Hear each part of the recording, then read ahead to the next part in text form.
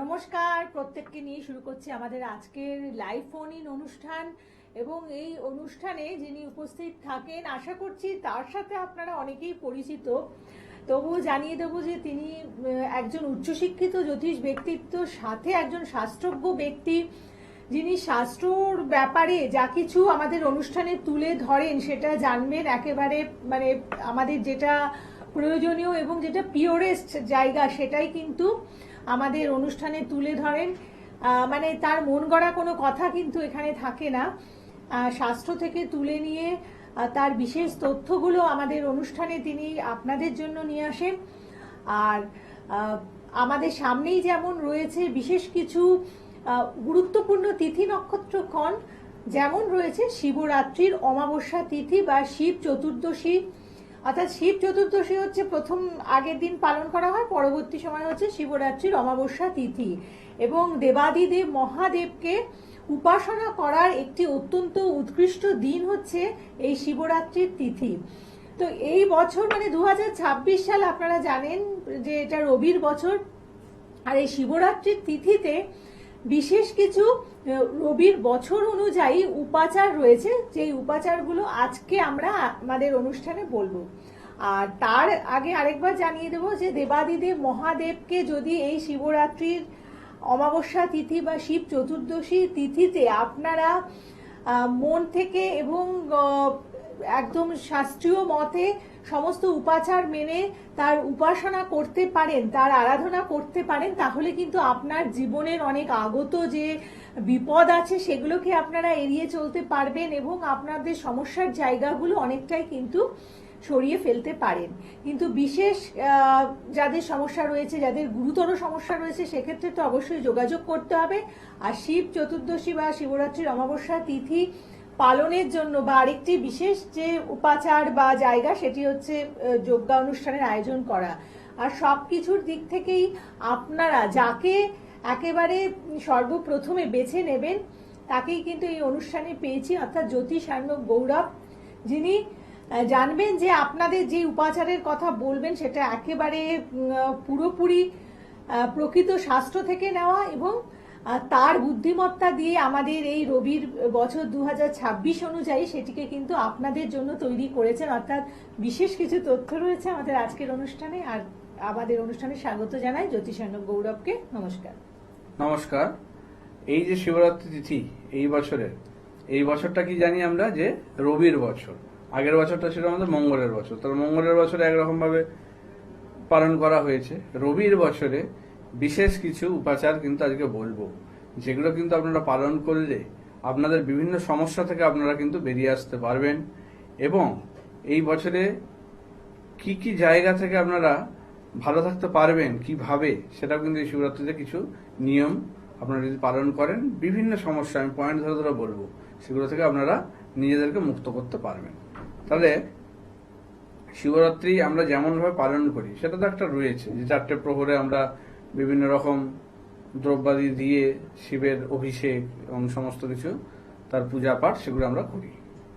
কিন্তু তার সঙ্গেও কিছু বিশেষ জিনিস এবারে ফলো করব।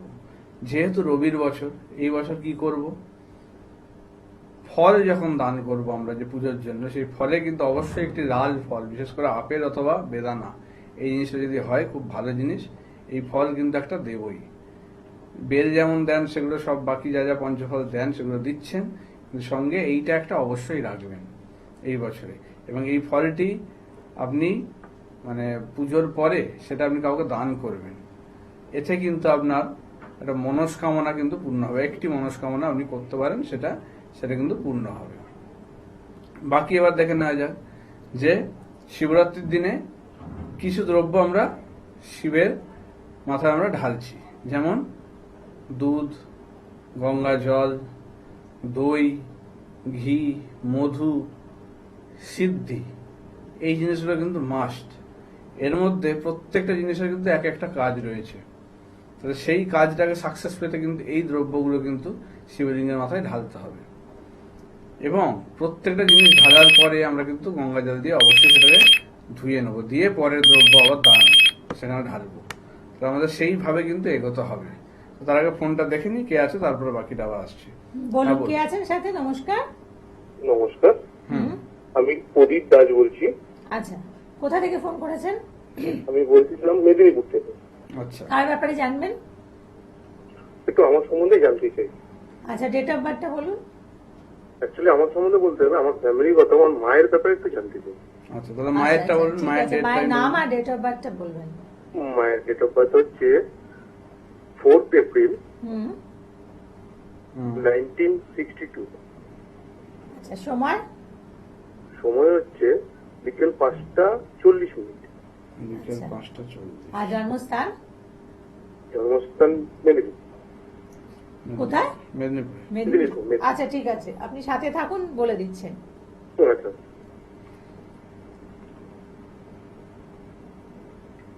বুধবারে জন্ম, তাই তো মায়ের? হ্যাঁ হ্যাঁ হ্যাঁ। কন্যা লগ্ন, মীন রাশি, উত্তর ভাদ্রপদ নক্ষত্রের 4র্থ চরণ, অমাবস্যা তিথিতে জন্ম, নরগণ। আচ্ছা, মীন রাশি যেহেতু এবং কন্যা লগ্ন, এখানে যেটা দেখা যাচ্ছে যে সন্তানদের সঙ্গে এখন কিন্তু সম্পর্কটা খুব একটা ভালো যাচ্ছে না, অর্থাৎ আপনার সঙ্গে সম্পর্ক খুব একটা ভালো নয় এখন এই মুহূর্তে। মানে ঝগড়া ঝামেলার দিকে বেশি যাচ্ছে, এরকম একটা জায়গা তৈরি হচ্ছে, কারণ 7.5 চলছে এবং কন্যার জন্য সন্তান স্থানটা এখন খুব একটা ভালো নয়। বুধ হচ্ছে তার মধ্যে এমনি ডাউন, বুধ নিচস্থ হয়ে বসে আছে এবং কন্যার জন্য বুধ নিচস্থ হওয়া খুব খারাপ জায়গা, ঠিক আছে? তাহলে সেক্ষেত্রে শত্রুতা প্রবল ভোগায় এবং সেই শত্রু কিন্তু হয় নিজের বাড়ির লোক, খুব কাছের মানুষ, সেখান থেকে কিন্তু শত্রুতায় বেশি ভোগায়। এবং যেটা দেখতে পাচ্ছি সন্তান স্থান থেকে এখন কি প্রপার্টি বা কিছু নিয়ে ঝামেলা চলছে কি আপনাদের? মানে স্যার আপনাকে বলি ডিটেলস, মানে হ্যাঁ। মানে অ্যাকচুয়ালি আমার একটা সম্পত্তি মানে মায়ের নামেই আছে। হ্যাঁ। সম্পত্তিটা মানে আমার বোন, হ্যাঁ, মানে মানে এখন ওটা নিয়ে ঝামেলা চলছে। মানে অ্যাকচুয়ালি সম্পত্তির প্রতি আমি অনেক খরচাপাতি করছি, তো এখন বোন মায়ের প্রতি এসে, হুম, মায়ের কাছে এসে সেটা আবদার করছে। আমি মার কাছে বলছি যে ওটা তো আমার তো প্রপার্টিতে, আমি অনেক কিছু ইনভেস্ট করেছি, খরচাপাতি করেছি, তো ওটাকে আমার নামে লিখে দেওয়ার জন্য নিয়ে করছি। তো বোন সেটা মানছে না, বোন সেটাকে নিয়ে অশান্তি শুরু করেছে। আচ্ছা, ফার্স্ট কথা বলি, আপনি যেটা বলছেন সেটা মানে সত্য কথা নয়, ঠিক আছে? কারণ আপনার মায়ের পঞ্চম স্থানে শনি কেতু, অর্থাৎ সন্তানের দ্বারা বাড়িঘর বা কিছু সেইভাবে সম্ভব নয়, আয় ইনকামের জায়গা সন্তানের খুব একটা ভালো নয়, এটা দেখা যাচ্ছে।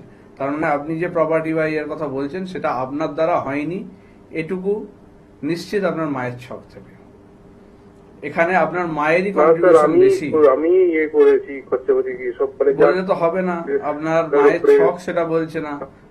আপনার মায়ের ছক বলছে সন্তানের দ্বারা সম্ভব নয়, কারণ পঞ্চম স্থানে শনি কেতু, সাধু সর্বযোগ, পঞ্চম হচ্ছে সন্তান স্থান, তো সন্তান কি করে ভালো জায়গায় যাবে সেখানে? সেটা হতে পারে না। এবং সন্তান তার শত্রু হয়, এটা একটা চলে আসছে, ঠিক আছে? আপনার মায়ের এখন শরীর স্বাস্থ্য নিয়ে তো খুব ভুগছে।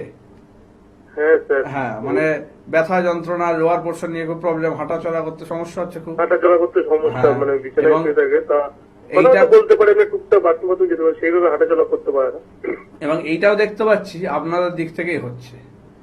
আপনার স্ত্রী এবং আপনি দুজনেই জড়িত, বিশেষ করে আপনার স্ত্রীর দিক থেকে, শ্বশুর বাড়ির দিক থেকে কিন্তু জায়গাটা হচ্ছে, যাতে করে মাকে একদম বসে আনা যায় এবং শয্যাশায়ী করে তাকে দিয়ে সব কিছু মানে নিজের নামে করা, এইরকম একটা ব্যাপার আপনাদের ষড়যন্ত্র চলছে, যে জিনিসটা দেখতে পাচ্ছি। কারণ সন্তান শত্রু সাথে করা এখানে। যায় হ্যাঁ, এরকম কি স্যার মায়ের সাথে করা যায়? আপনি তো করছেন, করা যায় কি করা যায় আমি দেখতে পাচ্ছি বলে বলছি। আপনি তো মানে আমি তো কোনো মিথ্যে বলছি না, আপনার ছক থেকে আমি দেখতে পাচ্ছি সেটা। আপনার মায়ের যে ছক, সেখানে পঞ্চম স্থানে শনি কেতু, এর থেকে বড় কিছু আর জিনিস হতে পারে না, ঠিক আছে? তাহলে এইখানে যেটা দেখতে পাচ্ছি, এবং রবি বুধ চন্দ্র এক পঞ্চম ঘরে, মানে সন্তানের স্থান। হ্যাঁ, সন্তান স্থানে শনি কেতু। হুম। তাহলে সন্তান স্থানে যদি শনি কেতু থাকে, সন্তান কখনো ভালো হয় সেখানে?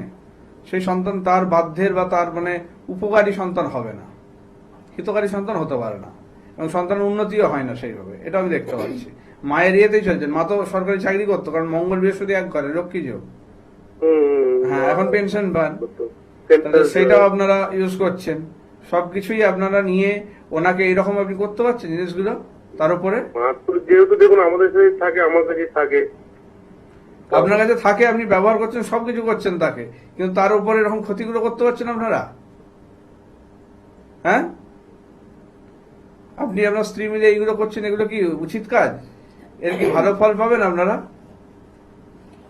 কোনোদিনই পাবেন না। দেখুন স্যার, প্রপার্টিটা তো আমার একটা ইয়ে করা, তো এখন এটা করা যেত, না, না, কিন্তু আমি করব না। actually আপনি একটা জায়গা হ্যাঁ, বলবো, মানে এই অনুষ্ঠানটা মানে এই যে ডিরাইভেশনের জায়গাটা, এটা কিন্তু সবার পক্ষে করা সম্ভব নয়। আপনি অস্বীকার করতে পারেন, কিন্তু উনি যেটা আপনার ছকে দেখেছেন, মিথ্যা এটা কথা কিন্তু বলতে পারে, আমি আমি আজ কিছু অবধি করার দেখিনি নেই, কিন্তু যে আপনি এখন অস্বীকার করছেন, কিন্তু মনের দিক থেকে কি অস্বীকার না, এটা করতে বলেন তো পারবেন? নিজেকে ঠকাতে পারবেন না, আপনি নিজেকে মিথ্যা বলতে পারবেন না, ঠিক আছে? আমাকে বলতে পারবেন, হাজার লোককে বলতে পারবেন, ঠিক আছে, কিন্তু আপনার ছক সেই কথা বলছে না, ছক কিন্তু কথা বলে। তো সেক্ষেত্রে সেই জায়গাটা দেখতে পাচ্ছি, সেই জন্য বলছি, আমি কোনো মিথ্যা এলিগেশন আপনার নামে লাগাচ্ছি না জিনিসটায়। আপনার যদি কিছু ইয়ে থাকে আপনি প্রুফ করে দেখান, আমি মেনে নেবো, ঠিক আছে, যে আপনি করেননি কিছু, কিন্তু আমি অনেকগুলো প্রুফ দিয়ে দেবো যে আপনি করেছেন। ওর একটুখানি ইয়ে রয়েছে আমার সাথে। আপনার বউর সঙ্গে তো বউর সাথে- মিল নেই, ভালো মিল নেই তো বউর সঙ্গে, বলুন না আপনি বলুন, আমার আছে কি স্ত্রীর সঙ্গে, আপনার স্ত্রীর সঙ্গে কি মিল আছে ভালো? না না না তাহলে তার প্রত্যেকটা জিনিসই তো আমি যেগুলো দেখতে পাচ্ছি বলছি, তার মানে এইটা দেখতে পাচ্ছি মানে এটাও সত্যি, এটা আপনি এখন অস্বীকার করলে কিছু করার নেই।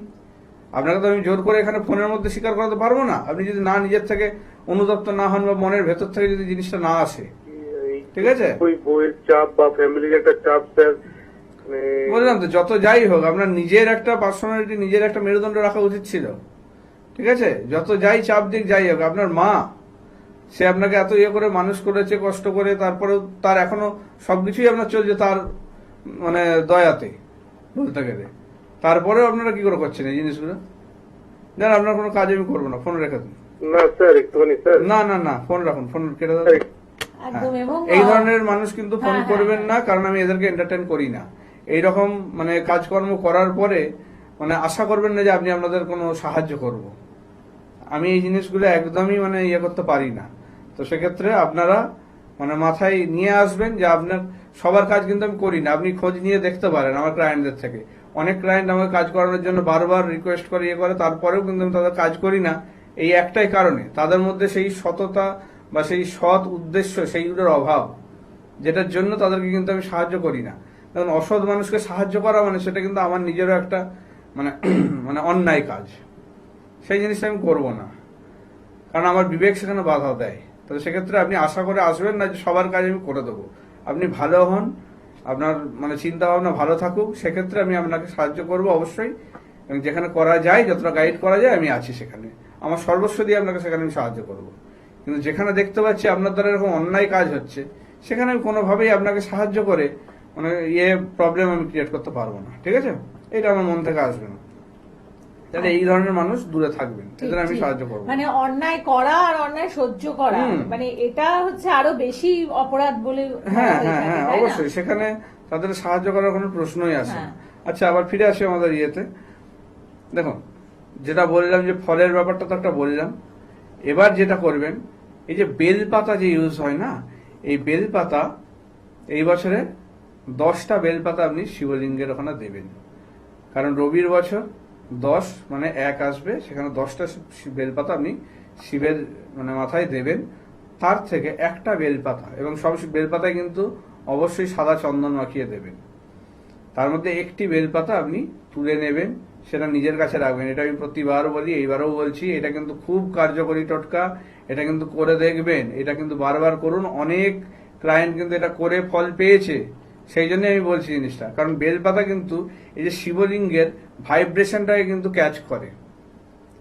এবং আমরা কি জানি যে বিল্ল মূল বা বেলের যে মূল, সেটা কিন্তু রবির জন্য খুব ভালো। তাহলে সেক্ষেত্রে বেল পাতা যেমন বললাম, সঙ্গে আরেকটা কাজ করবেন, একটা বিল্ল মূল এই দিনে কিনে বা এর আগের দিনে কিনে সেটা শিবলিঙ্গের ওখানে ছুঁয়ে নিয়ে এসে সেটা আপনার মানে সঙ্গে রাখুন, হয় বেঁধেও রাখতে পারেন অথবা সঙ্গে রাখুন, এটা 1 বছর সঙ্গে রাখুন।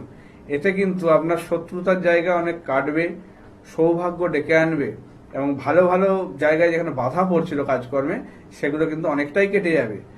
শিবের যে পজিটিভ ভাইব্রেশন, সেটা কিন্তু আপনার মধ্যে সঞ্চারিত হবে, তাতে কিন্তু আপনি যে কোনো কাজে হাত দিন, সেখানে কিন্তু আপনি সাফল্য পাবেন।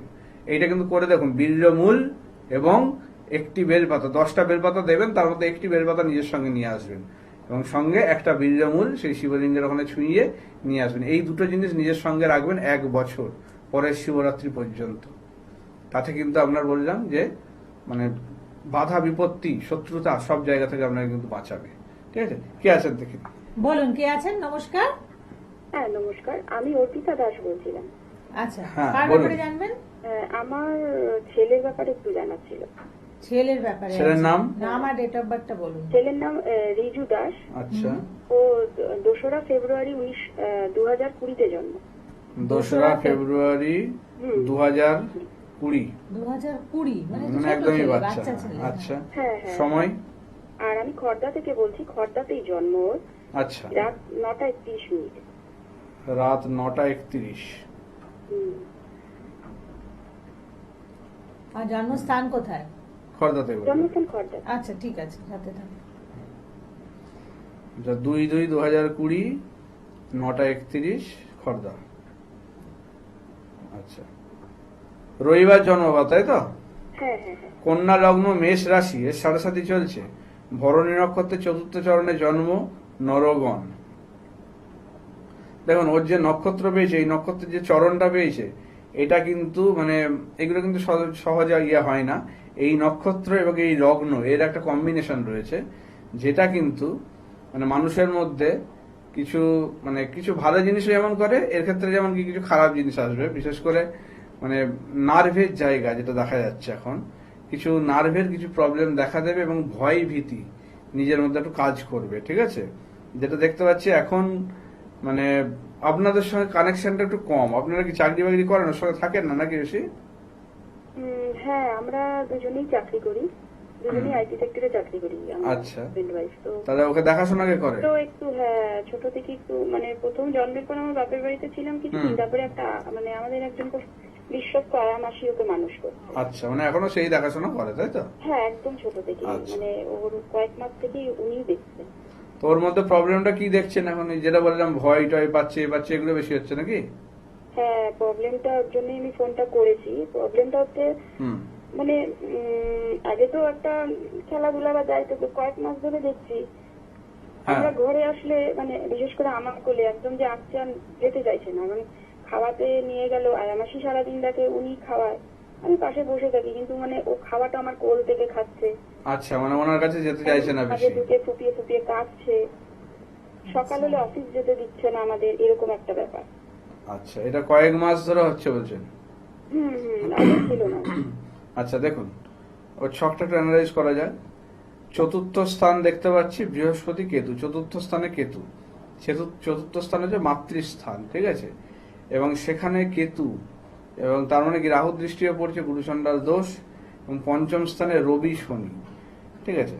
তো যেখানে দেখা যাচ্ছে যে এখন যেখানে মানুষ হচ্ছে, যার কাছে যে আয়া মাসির কাছে মানুষ হচ্ছে বললেন, তার কাছে কিন্তু কোন রকম ভাবে ওর ওপর কোন রকম মানে মেন্টালি টর্চার যেটা দেখা যাচ্ছে হচ্ছে, বুঝতে পারছেন না? ওকে কিন্তু ভয় দেখানো হচ্ছে বা মানে চাপে রাখা হচ্ছে, মানে ও বলতে পারছে না জিনিসটা, কিন্তু ওকে কিন্তু মানে ভয়ের মধ্যে রাখা হচ্ছে, ঠিক আছে? অত্যন্ত এই জিনিসটার জন্যই কিন্তু ওর মধ্যে একটা এরকম নার্ভের একটা সমস্যা তৈরি হচ্ছে, যেটার জন্য এই যে কান্না কাটি বা আপনাদেরকে ছাড়তে চাইছে না, আপনাদেরকে থাকতে বলছে, এগুলো কিন্তু ওর মধ্যে তৈরি হচ্ছে এই কারণে, বুঝতে পারছেন?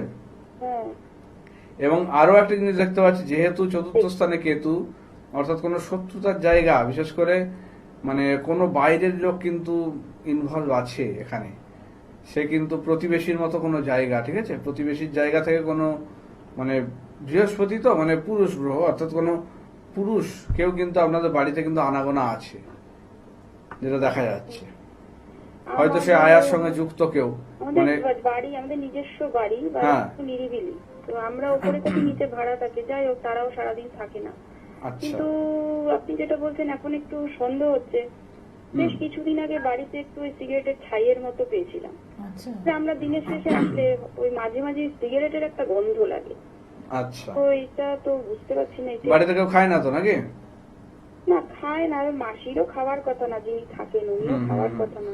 তাহলে সেক্ষেত্রে হয়তো বললাম ভালো করে খোঁজ নিন, কাউকে ওখানে একটু মানে রাখুন দেখার জন্য যে আপনার ওই বাড়িতে আর কে কে ঢুকছে আপনার না থাকা অবস্থায়।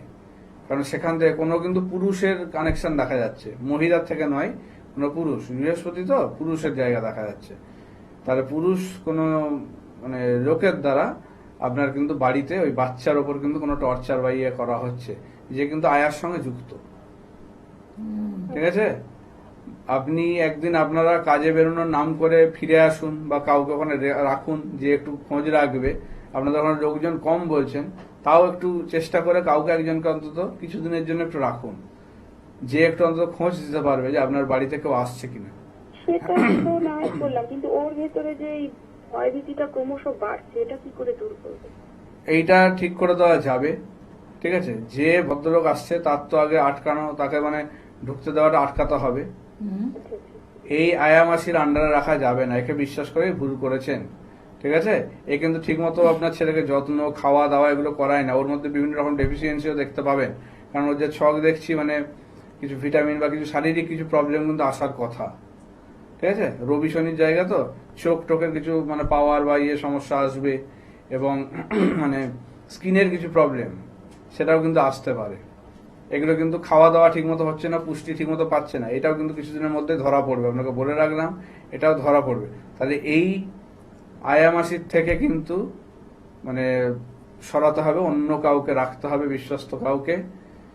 এবং এই যে ভদ্রলোক আসছেন তার মানে তার আটকানো, মানে তাকে আর কি ঢুকতে দেওয়া থেকে আটকানো, সেটা কিন্তু করতে সবার হবে, আগে তাহলে এটাই এখন করতে হবে। এইটা করতে হবে। এবং যেটা বলি, উনি কিন্তু এসে কোনো কিছু ক্রিয়া বা কিছু তো করেইছে, কারণ এই কারণেই কিন্তু ওই বাস্তুতে আপনার ওই ছেলের উপর বেশি প্রভাব পড়ছে ব্যাপারটা।